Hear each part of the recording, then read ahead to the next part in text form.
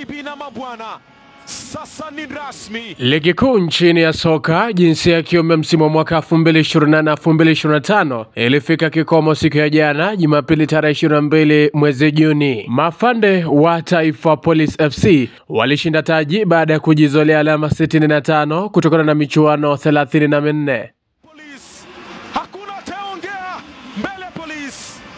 Polisi waliondoka sare ya kufungana bao 1-1 katika mchezo wa mwisho dhidi ya bingwa mtetezi Gor Mahia ugani Ulinzi Complex.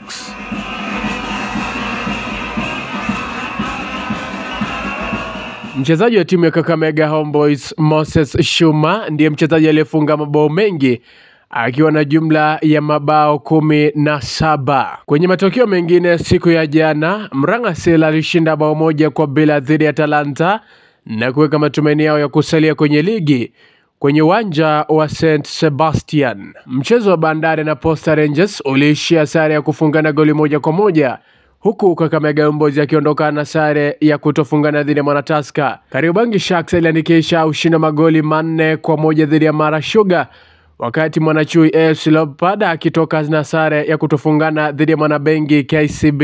Nairobi City Stars aliondoka sare ya kutofungana dhidi ya Mathare United. Bidco United aliandikisha ushindi wa mabao 2-1 dhidi ya Sofapaka na kwa hiyo kuponea kushushwa kutoka kwa ligi kuu nchini.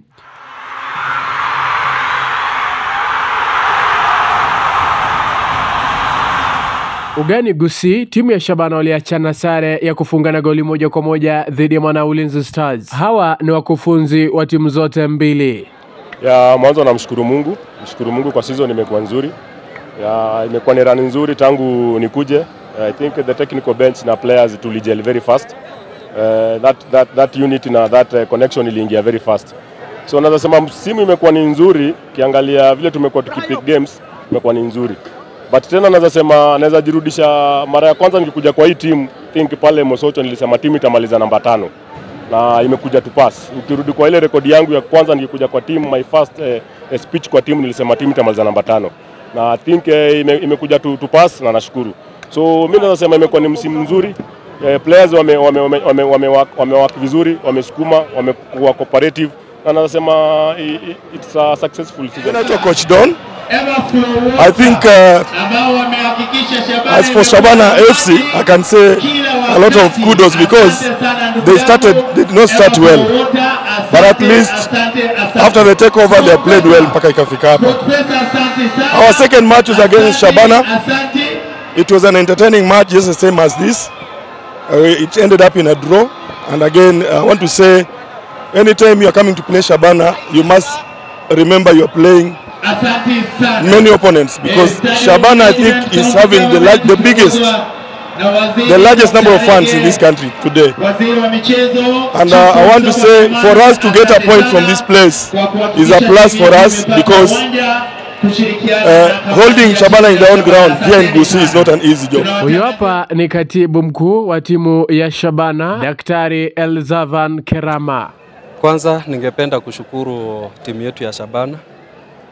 Tunajua ya kwamba kuna ile hatua ambayo tumepiga.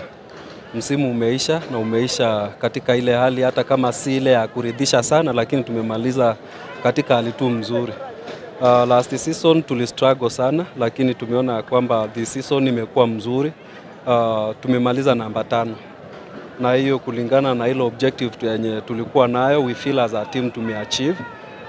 Tutarudi bado back to the drawing board, tujaribu kuangalia kuna yale malengo ambayo tumeweka na technical bench, tuhakikishe tumeziba zile gaps ambazo tumeona in the course of the season, and then season ambayo inakuja tunatarajia mazuri zaidi ya hii season ambayo tumemaliza siku ya leo. Umekuwa msimu wa aina yake, na shukuru sana ewe shabiki kwa kusimama na Kangwana Media tangu mwanzo hadi hivi sasa. Kutoka hapa uwanja wa Gusii mwisho tamati tumefika, zidisha kutazama Kangwana Media.